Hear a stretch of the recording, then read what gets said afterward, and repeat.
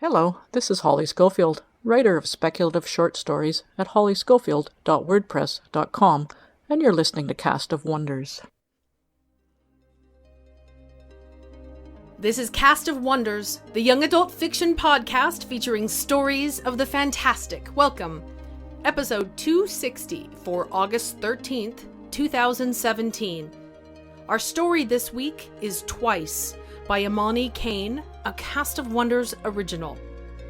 Content warning this week, the story deals with self-harm. Imani Kane is a writer from the Boston area. Her work has appeared in publications such as Gone Lawn Journal, Lunch Ticket, and other literary magazines. Twice is Imani's first professional genre sale. Congratulations. The story is narrated by Sandra M. Odell. Sandra lives in Washington State with her husband, sons, and a grumpy orange cat.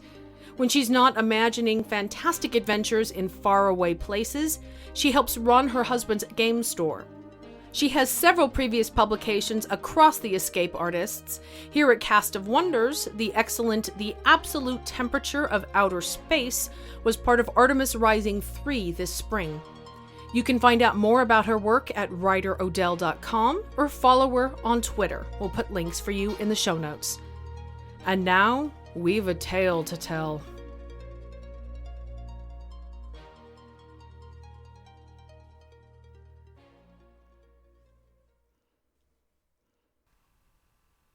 Twice by Imani Kane.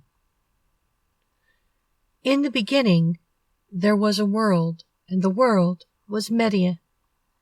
In every photograph littering my parents' mantel, there are the two of us, smiling tightly under the heavy gaze of the camera. I am always standing just behind her, my hand cupping her shoulder. She is looking up at me, her own tiny hand reaching up to grasp at mine. Each of us is holding tight enough to be painful. Afterwards, when we are finally allowed outside to play, we compare battle wounds. They faded almost instantly, but we spent the night recreating them, stifling any winces we might have ordinarily made. We created a game out of it, racking up points for endurance and creativity. -5 points if you flinch, Medea would whisper under the covers after we had faked being asleep so that our parents would not disturb us. She would cup her hands around one of mine and then bend my fingers gently backwards, watching my face intently for any changes. I wore a splint for the next few weeks, but had not moved at all. Medea said it herself, her mouth curling with pleasure. "Add 5 if you hold your breath," I would say when we darted across the busy intersections, weaving around cars. I would make her do it twice, holding a plastic bottle of water captive until she made her way back to me, collapsing on the lawn with her chest heaving. "Doesn't it hurt?" the counselors asked her. They were all the same, terrified of Medea and what little they'd heard of her, and, to an extent, of me. This one, a solid-looking young woman with a stubby ponytail, would be no different. "Doesn't what?" she said, staring at her feet. A week ago, we had traded off pressing the tip of an iron to her ankle in the hopes of recreating a tattoo of a daisy that an old babysitter had. We'd only managed 4 misshapen petals before being stopped, but it wasn't the worst piece of artwork we had ever attempted to create. "Your injuries," said the counselor, sighing. In therapy, Medea was distracted more often than not, always picking at the scabbing flower or craning her neck to peer outside, where I would sit and wait for the session to be finished. I was not supposed to distract her, Medea had told me seriously, but she smiled every time I jumped in front of the window and waved at her. "They must have hurt," the counselor added. "Medea, are you listening to me, Medea?" Medea turned her face to the counselor, blank and polite. Her face was open, but betrayed nothing. It was a look we had practiced in the mirror and then on each other, thinking of ways that we could convey disgust without being too apparent. We did not give anything away that was not to each other. "I want to ask about Medium," the therapist said. She was the 4th and newest one, and sat through their sessions on the edge of her seat with a placid expression. She had denied the briefing packet from previous clinicians, insisting on starting fresh. This was the only differing aspect from Media's transcripts that she made for me. Since I was not allowed in their sessions, she detailed every aspect of them for me to memorize. As the two of them usually spent their time in silence, they were usually boring reports filled with doodles. "Time's up," Media said tightly, and would not say a word more. "You're a danger to yourself," our parents told Media sternly at dinner. I had managed to avoid the lecture by pretending to be ill, but Media performed an accurate mimicry of their displeasure afterwards, harumphing and pretending to swirl around wine inside her imaginary glass. She was not as adept at it as I was, because it was not an innate talent, but she tried her best. "We worry, sweetheart," she cooed at me from the top of the jungle gym. We had stopped going to school weeks ago. First without anyone knowing, and then in a way that was more or less sanctioned. The only stipulation was that Media was meant to see the counselor every week, an hour that sucked up time that could have been spent doing anything else. Media's time belonged to me in sections now, and it left me feeling pinched and anxious. To counter this, I ushered her towards the park, which we owned in all but name. All of it felt solidly ours, made better by our former classmates giving a wide berth, their eyes watching us uneasily. I laughed. "Do it again." Media smiled hard enough for me to see the dimple in her chin. I grinned back at her, feeling the dimple in my own. "We worry, sweetheart," she simpered, fluttering her eyelashes. She puckered her mouth in a moue of surprise and dismay, the way our mother often did when she was forced to speak to us. "Again." "We worry," Media bellowed, puffing out her chest. "Sweetheart!" I clapped. "Bravo! Bravo!" I said delightedly, and when I shoved her off the jungle gym, she laughed until the ambulance came. The cast did not help. The plaster of it was a disturbing shade of neon green, and there was no way to pry it off. Our parents spoke in quiet tones about admitting us to the local psychiatric hospital. "It's like a vacation," our father told us brightly, spreading out pamphlets on the dining table. "And you can come back any time, right when you're ready." "Why are you always trying to get rid of me?" Media howled, her face flushed with rage. I watched her from the top of the stairs, memorizing the shape of her shaking back. Media, when she was truly upset, was a performance that I loved above all things. I was able to portray Media's moods brilliantly, but seeing her in a state of fury was rare enough that my mimicry was always slightly off. "You are out of control," our mother said quietly. "The burns, your behavior. You remember what you did to your old au pair? We should have sent you off then."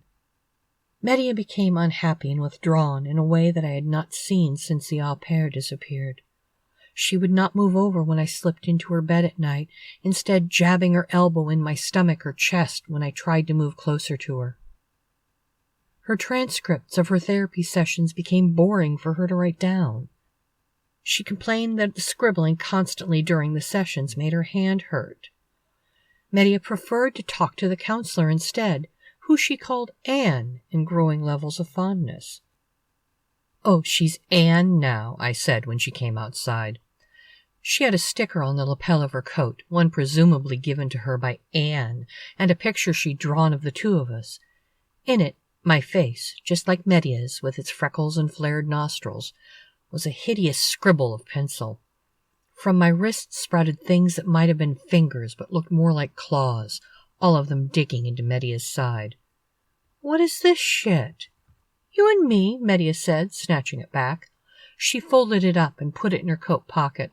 "Anne said I have talent." "Anne is a spaz," I said desperately. "Remember? You said last time. I remember. You definitely said you hated her." I reached for her hand, feeling for the first time in ages that I needed permission to touch her. "We're too old for that," Media snapped. She did not look at me, but when I reached across to turn her chin towards me, she jerked away. I did not flinch, This was a new part of the game, I was sure, but I did not have the rules for it. She had done things like this before, created new aspects to our game without outwardly saying it. Instead of pinching or burning each other, she would ignore me or only give me painful things to consider. Last night, she had walked home faster than I could and locked the door of every room she had gone into. "Says who?" I asked her, trying not to sound frantic. "Medea, says who?" She rolled her eyes. "Never mind. God, relax." Sighing loudly, she slid off her glove and held my hand delicately, as if it was some disgusting thing she was too polite to recoil from. It was impossible to relax. In our bed that night, I curled into her body like a comma, counting the ways that we matched. It was a comfort to realize we still looked the same, even as Medea tried to distance herself from me. She began to speak about returning to school, of trying out new programs that would allow her to explore creativity. She worked steadily at drawing, urged on by Anne and our thrilled parents. She mentioned wanting some sort of fading cream to cover up the scars on her ankle. She said she wanted to join a painting club. In her sessions, she spoke about me. I crept inside the building and listened at the door, heard snatches of conversations that included my name. "What is Medium like?" I heard Anne ask Medea, soft and slow. "Just like me," Medea told her. "She's me, but she's different." "In what way?" Anne pressed. I could not see her, but imagined her leaning forwards, her eyes beseechingly pathetic. "How did you meet Medium?"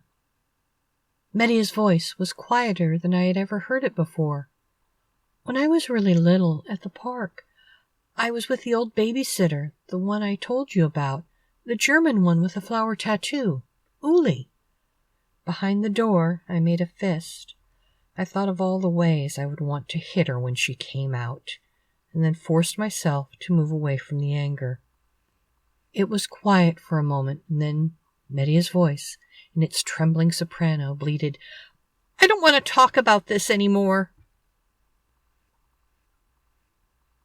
It seems unbalanced to realize that we would not have met without Uli, the German au pair. Uli, soft and plump with her lilting German accent, here to study English and take care of Medea while our parents worked at their respective jobs. She liked taking Medea outside more than her other babysitters had, and was not overprotective. Uli allowed Medea to paint her nails and watch cartoons past her bedtime. She let Medea roam the park and the surrounding wooded area by herself, as long as she was within shouting distance, but oftentimes not even then. She let Medea meet me. I was more daring then, more given to doing things that were bizarrely out of character for Medea. I would bite other children on the playground and make up fantastic lies. I threw fits. I methodically broke all of the vases my parents brought back from their business trips and destroyed the art sets I was given. I even screamed at Uli, who Medea loved and listened to unquestioningly before I had arrived. It was natural for me to act this way when I was first introduced to her life. I was there only to overwhelm her, to suffocate the parts of her that remained burr-like in everyone's memories.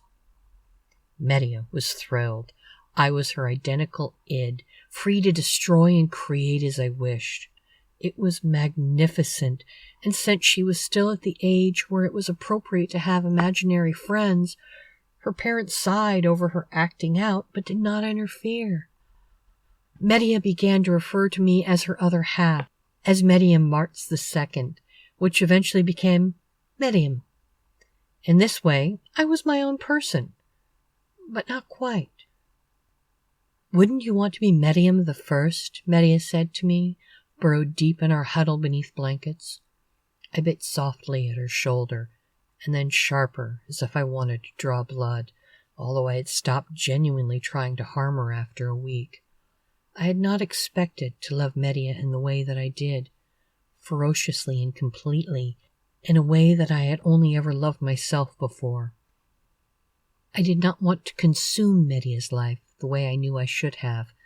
I wanted to be an extension of her. Uli loathed my existence. She could not distinguish between us, but knew that there was something not quite right about how Medea would go from being docile and grinning to a sulking terror.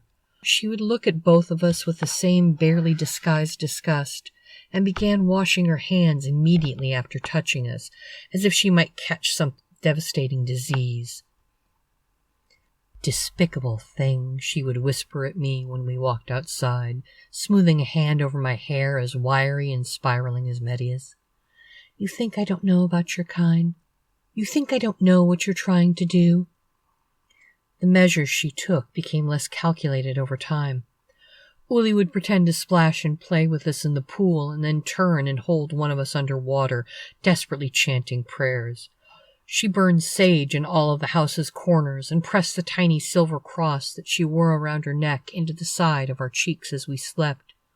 She phoned her grandmother in Bavaria to ask for guidance, spoke to priests and anyone else she thought might help. "What if Uli makes you disappear forever?" Medea asked me worriedly. "What if one day I turn around and you just went out like a birthday candle?" "She can't," I told her. "Don't worry." After her therapy session with Anne, Medea was more withdrawn than ever. She ignored me on our walk home and stormed up to her room, her back tight and dangerous. "Medea, come on," I pleaded with her. "Talk to me. Tell me what's going on." "You want me to talk to you?" Medea sniped. "Why should I? Why should I even be around you when you're ruining my goddamn life? When you got rid of Uli?" My mouth opened and shut in a way I had never seen on Medea. I felt completely unbalanced, something I had not felt since she had first given me my name all those years ago. I felt entirely separate from Medea, my other half. Less of a facsimile and more of a shoddy replica, just a little bit off. "Ridiculous," I sputtered. "You're being absolutely ridiculous." Medea snorted. "You sound like Dad." "Fuck off," I snapped. "Don't say that. I sound like you. I sound like you." We were not playing the game anymore, but I wanted to hurt her. My God, I wanted to hurt her in a way I had not since we had first met on the outskirts of the park. I had fought against so much of what I was for her. My first thought had been to consume her, a comfortable, natural thing to feel when faced with the original version of yourself. I had not destroyed her primarily because of the wonder she had felt towards me, and the way love had seemed to spread through her body like roots, like something healthy and strong. The silence was thick. I looked at Medea, running through the list of things that made us the same. The spray of freckles covering our faces, the birthmarks behind our ears, and our stiff, uncombed hair. I thought of how we had faint stretch marks behind the bends of our knees and an overbite that had not been entirely fixed by orthodontia. "I'd die for you," I told her quietly. Medea's mouth tightened. "You'd kill for me," she said. "It's not the same thing." I tried to make peace with Medea, tried to show her all the ways I could be good. I copied the way she thanked strangers for opening doors for her, and the way she began to clean her paintbrushes methodically after using them. I did not speak to her parents at all, even when Medea reverted back to referring to them as solely hers. I did not ask for impressions or for her to hold hands as we walked. It was supremely difficult, almost Herculean to do so. "Have you thought about what we discussed last time?" Anne said to her, her voice pitched low and sweet the way Medea had mocked in past therapists. This time she didn't laugh at all. There was the sound of Medea scratching at the woolly fabric of her tights. "Yeah," she said miserably, and then, much stronger, "Yes." "Yes, what?" I asked her after therapy.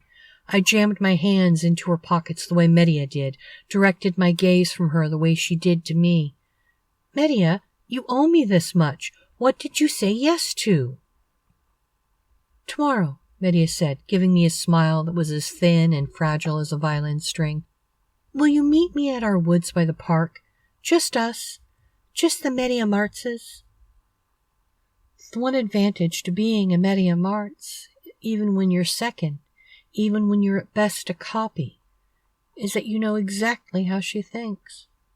I was not stupid because Medea was not stupid, and I could not command myself to be. I'm sure that, in a sense, I wanted to wait for Medea in the woods by the park in a way that was sweet and lamb-like, ready to be told that I had served well as an amusement over the years, but that it was time for me to go, to disappear like the flame of a birthday candle, to cease to exist because there could not be two of us. It would only make sense for me to be the one to leave, I knew she would say, because I had come second. We looked exactly alike, moved alike, and had not been told apart by anyone since Uli, but it was clear to her that I was the imitation.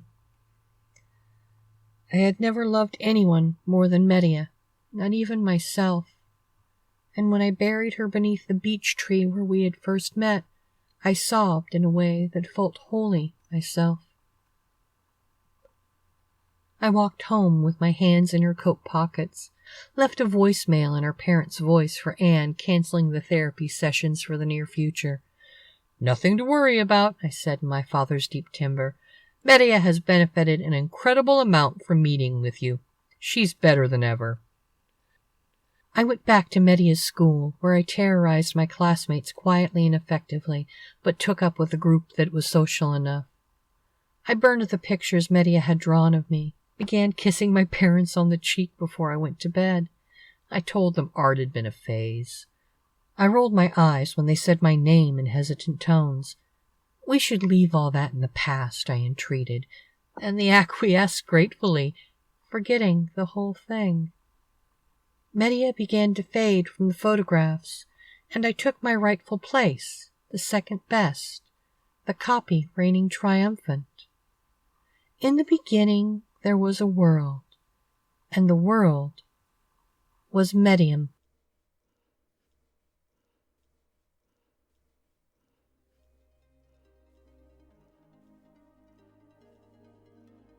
I can't hope to truly do this story justice. Time to bring in an expert. You know, for a pretty short story, this takes us on a very long journey through many kinds of horror. There's the horror of abuse, which is made worse by the fact it's self-inflicted. There's the horror of knowing, as a child, that you aren't quite right, and worse still, that others know, and the horrible, sinking sense of failure that comes with that. There's the sketched-in horror of parenthood, defined by the spaces your child should be growing into, and for reasons you can't understand, is not. There's the horror of the skewed perspective, as the au pair, who in a kinder story would be the heroine, is relegated to a minor role here. There's the horror through that, of what from one point of view is a story, once again, of abuse. From another, it's a lone, frightened young woman fighting a losing battle against the supernatural. Perception shifts constantly here, as does the truth of the events, and of course the identity of who is speaking to us. But there are 2 points in this story that really stay with me, and terrify me. Because in both cases, what frightens is not in the story itself, but, again, in the careful absences which describe the shape of a moment. The first is this. She let Maria meet me. This is a story about what happens when no one is watching, in every sense of the word, and one of the things that makes it especially terrifying is that both the lead characters trust us. It's a given that Maria and Mariam meet on the ragged shores of their worlds, the child pushing out past her safety zone and, unseen, meeting another child, or at least something that wears the face of one, doing the same thing in a very different, yet somehow connected, set of woods. We don't get that meeting, because we don't need that meeting, because in the beginning was a world, and the world was Maria. The other moment that terrifies me is this. I had never loved anyone more than Maria, not even myself. And when I buried her beneath the beech tree where we had first met, I sobbed in a way that felt wholly myself. Here you have some very specific events, which again describe further events we don't see. Maria's terror, rage, and bravery in picking what we assume is a fight she knows she almost certainly will not win. Mariam's very real, and at the same time, completely stolen grief at the death of her best friend, her true love, her nemesis. A friendship that begins in the woods on the edge of the world ends there too, and does so with something that looks like a child wearing grief like a new hat. Because in the end there's a world, and the world is Mariam. Join us next week for Fishfinger hasn't lived in my town very long.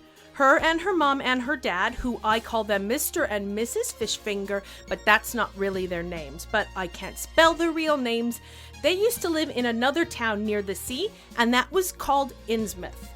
Fishfinger says it was nice there, and no one was mean to her at school because she wasn't different there, and nobody said she smelled like fish.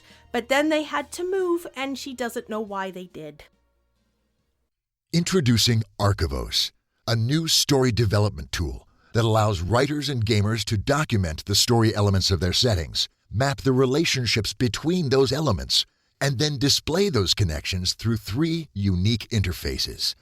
One of those interfaces is the timeline. Every event documented by the storyteller is displayed in chronological order on a scrollable timeline. Details for each event are available with the click of a mouse, including a summary of the event, the location, and the characters who were involved. Plus, like all of Archivos' display modes, the timeline is searchable and filterable, so you can explore the aspects of your story world that captures your imagination. Learn more about Archivos at www.archivos.digital. That's ARCHIVOS.digital. Archivos. Your stories illuminated. Cast of Wonders relies on your donations to pay our staff, authors, and narrators, and to bring you the best in young adult fiction week after week. If you've enjoyed this story, please consider making a donation to support us. There are lots of ways you can help. We have PayPal buttons on the site, we're on Patreon, and if something else would work better for you, just let us know. Every one-off, or even better, a reoccurring monthly subscription can make a huge difference, and you have, as always, our heartfelt thanks. You can share your appreciation for the story and us by leaving a review on iTunes, Google Play, or wherever you get your podcasts. Share the episode with your family and friends, or come discuss it on the EA Forum, forum.escapeartists.net. We're at Cast of Wonders on Twitter. Come say hello. Cast of Wonders is a production of Escape Artists Incorporated and is brought to you by the creative team of assistant editors Danny Daly and Catherine Inskip. Associate editors Amy Brennan, Alexis Goebel, Andrew Kim, Aiken Patel, Susie Rodriguez, Muddy Schleider, Chris Tang, and Xander Simon. Our audio producer is Jeremy Carter, and I remain as always your humble editor and host, Marguerite Kenner. Our episodes are released under the Creative Commons Attribution, Non-Commercial, No Derivatives 4.0 International License. That means you can share the episode, but you can't change it or sell it. Our theme, Appeal to Heavens, is by Alexei Nov. It's available at Promo DJ or his Facebook page, which you can find in our show notes. Thanks for listening.